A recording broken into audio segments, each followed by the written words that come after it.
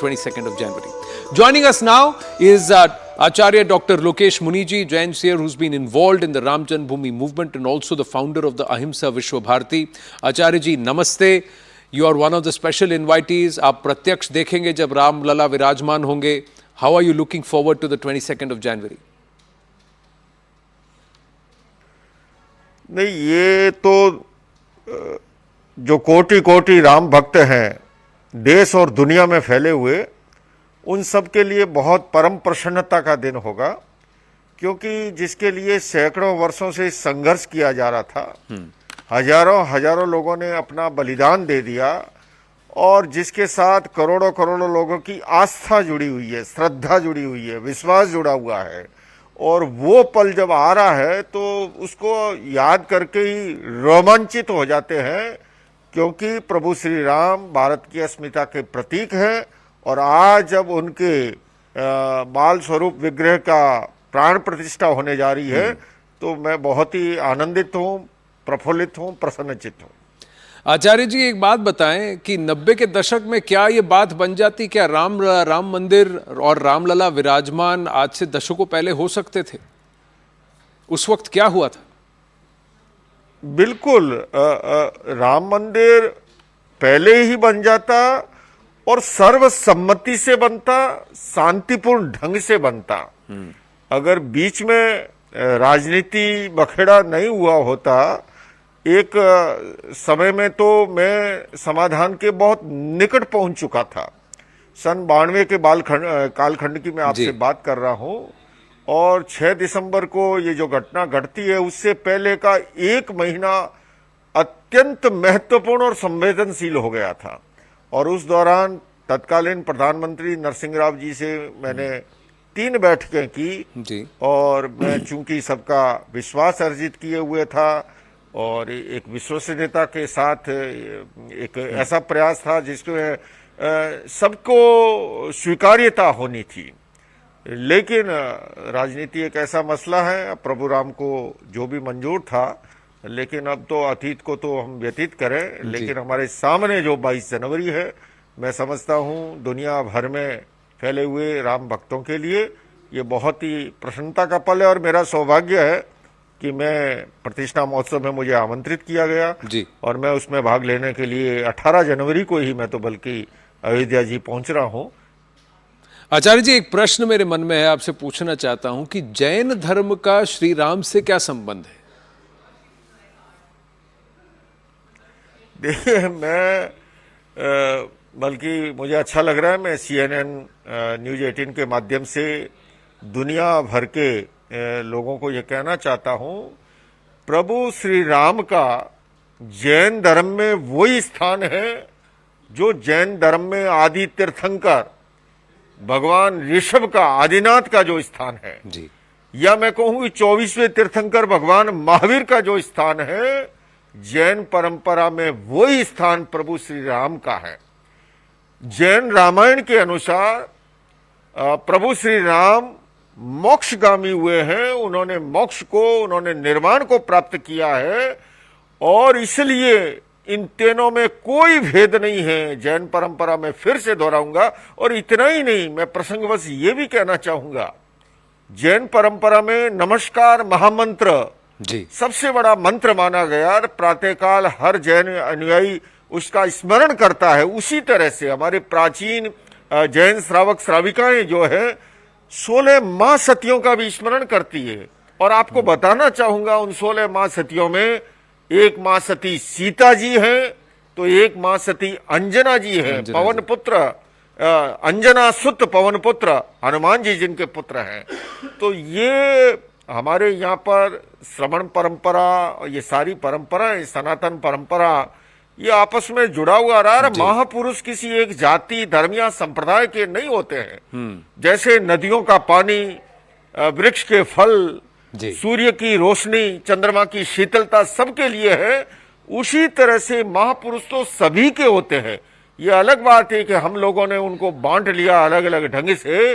महापुरुष सबके हैं, और प्रभु श्री राम का वो स्थान है जैन परंपरा में जो भगवान आदिनाथ ऋषभ का या तीर्थंकर महावीर का है। व्हाट अ वंडरफुल एक्सप्लेनेशन आचार्य जी। पर कई लोग कहते हैं कि राम काल्पनिक हैं, मंदिर तो अयोध्या में बन रहा है, पर ये दुनिया भर में क्यों धूम मच रही है, देश भर में क्यों उल्लास है? आप क्या कहेंगे? देखिए, मैं यूं कहूंगा, दुनिया में क्रिया की प्रतिक्रिया होती है, ये एक स्वाभाविक है। जब किसी चीज को आप ज्यादा दबाओगे, किसी स्प्रिंग को, तो वो ज्यादा उछलती है। जी। सैकड़ों वर्षों से जिस चीज के लिए दबाया गया, वंचित रखा गया, उसके लिए गुमराह किया गया, रोड़े अटकाए गए, और अब जब सैकड़ों वर्षों के बाद जब अवसर आ रहा है, तो अतिरिक्त प्रसन्नता होता, अतिरिक्त आह्लाद होना, ये सब स्वाभाविक है। और मैं समझता हूं, अगर गंभीरता से देशवासी इस घटना को, ये एक घटना सामाजिक समरसता का आधार हो सकती है। ये इस घटना के कारण से हमारा आपस के अंदर प्रेम, भाईचारा, सौहार्द बढ़ सकता है। इसलिए मैं तो CNN न्यूज 18 के माध्यम से अपील करना चाहूंगा उन लोगों से भी कि वे सभी जो हैं, कोई भी इसके लेकर के अनावश्यक बयानबाजी न करे, और उससे माहौल बिगड़ता है, उससे कोई फायदा नहीं होना है। बल्कि जिनके पूर्वजों ने जो गुनाह किया था, मंदिर को ध्वस्त करके, उसके ये प्रायश्चित का, पश्चाताप का अवसर बनाया जा सकता है, और आपस के अंदर प्रेम, भाईचारा, सौहार्द बढ़ाने का इसको माध्यम बनाया जा सकता है। इस अवसर पर सबको उत्साह से भाग लेना चाहिए। भारत के कालखंड में इसे समय सूचक की तरह देखा जा रहा है कि यहां से भारत के राइज की बात होगी, विकसित भारत का जो स्वप्न हम देख रहे हैं, देश दुनिया में भारत का नाम, परचम जो लहराएगा। आप इससे मानते हैं? Do you agree with this? बहुत बड़ा, मैं अगर आपको कहूं, एकदम मेरे सामने स्पष्ट है। मैं आपको एक उदाहरण दूं। काशी कॉरिडोर का जो उद्घाटन हुआ है, मैं आंकड़ों के साथ, तथ्यों के साथ बात कर रहा हूं। सन 2023 में जितने लोग गोवा गए हैं टूरिज्म पर, उससे कई गुना अधिक लोग काशी गए हैं। ये अपने आप के अंदर आप देखिएगा, आने वाले वर्षों के अंदर एक स्पिरिचुअल टूरिज्म का भी एक ये होगा। और उसके साथ साथ जो है विकास के, डेवलपमेंट के, और मैं तो बल्कि ये भी कहना चाहूंगा कि डेवलपमेंट भी अध्यात्म की नींव आधारित होता है तो जीवन में वरदान बनता है, और अध्यात्म की नींव नहीं होती है तो विकास कभी कभी वरदान के बजाय अभिशाप बन जाता है। मर्यादा पुरुषोत्तम राम का समग्र जीवन जो है, वो हमें अध्यात्म की प्रेरणा देता है, अनुशासन की प्रेरणा देता है, त्याग की प्रेरणा देता है, बलिदान की प्रेरणा देता है। संस्कार मिलेंगे उससे हमारी भावी पीढ़ी को, हमारी युवा पीढ़ी को। निश्चित रूप से इसका बहुत बड़ा बेनिफिट जो है जनता जनार्दन को, न केवल देश की बल्कि दुनिया भर से जो लोग आएंगे।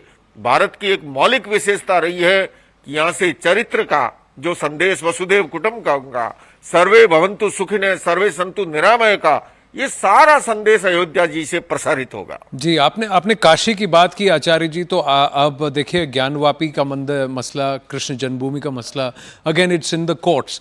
तो उस पर भी क्या एक पॉलिटिकल लीगल बैटल होना चाहिए, या फिर इस पर समझौता कर इस विषय को कोर्ट्स और पॉलिटिक्स से बाहर रखकर इसको सुलझा लेना चाहिए? हिंदुओं को उनकी जगह मिलनी चाहिए।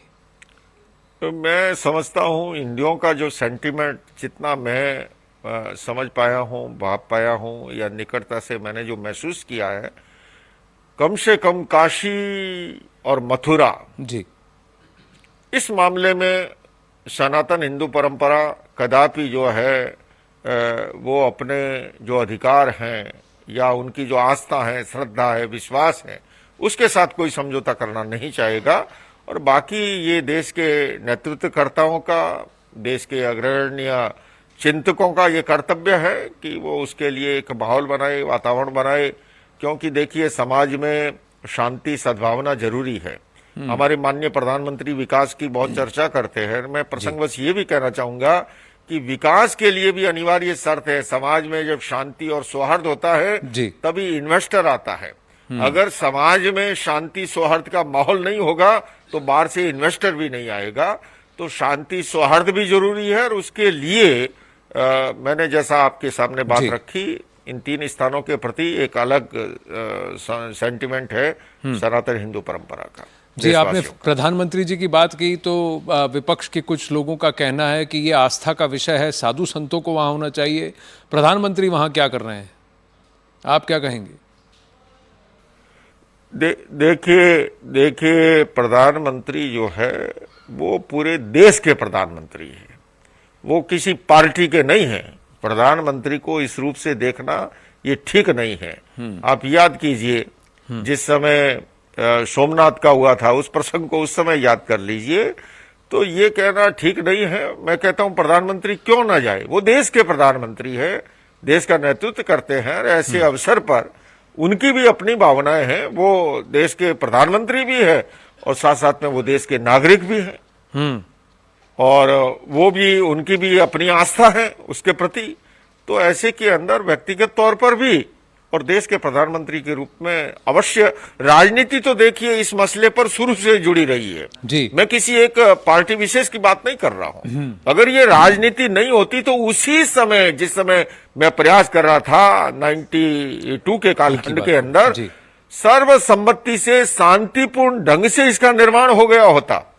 तो इसलिए सभी अपने अपने ढंग से राजनीतिक दल, लेकिन इससे जोड़ करके नहीं देखना चाहिए और सबको इसमें उत्साह से भाग लेना चाहिए। जी, मेरा अंतिम प्रश्न है आपसे आचार्य जी कि आप तो वहाँ प्रत्यक्ष होंगे ऑन ग्राउंड। अभी देश भर में सेलिब्रेशन शुरू हो गए हैं, 14 से संक्रांति है, कई सारे विधि विधान और अनुष्ठान वहाँ अयोध्या में भी शुरू हो जाएंगे। जो आम जनमानस है उन्हें क्या करना चाहिए 22 जनवरी के दिन? मैं चाहूंगा इस अवसर पर अगर जो प्रभु श्री राम के इस भव्य मंदिर की प्राण प्रतिष्ठा का उत्साह से मनाना चाहते हैं तो देशवासियों से अपील करना चाहता हूं कि इस दिन वो संकल्प करे जी, जो मर्यादा पुरुषोत्तम श्री राम के जीवन के गुण थे उन गुणों को हम कैसे आत्मसात करें। मैं जैन धर्म की जिस परंपरा से हूं जी। वो गुण पूजा में विश्वास करता है और अगर हम मर्यादा पुरुषोत्तम राम के जीवन से अगर प्रेरणा लें, बल्कि मैं तो चाहूंगा कि वो हमारी शिक्षा का हिस्सा बने। हमारी शिक्षा के अंदर जो है अनुशासन का, मर्यादा का, त्याग का, संयम का, बड़े लोगों का सम्मान का, महिलाओं के सम्मान का, अन्याय के प्रति संघर्ष का, ये सारी प्रेरणा मर्यादा पुरुषोत्तम राम से जीवन से मिलती है। और उस दिन देशवासियों को संकल्पबद्ध होना चाहिए और अपने जीवन में यत किंचित रूप से उनके जो गुण हैं उनको आत्मसात करने का संकल्प करना चाहिए। आचार्य जी आभार। Thank you very much for speaking with us here eight CNN News 18। Thank you very much.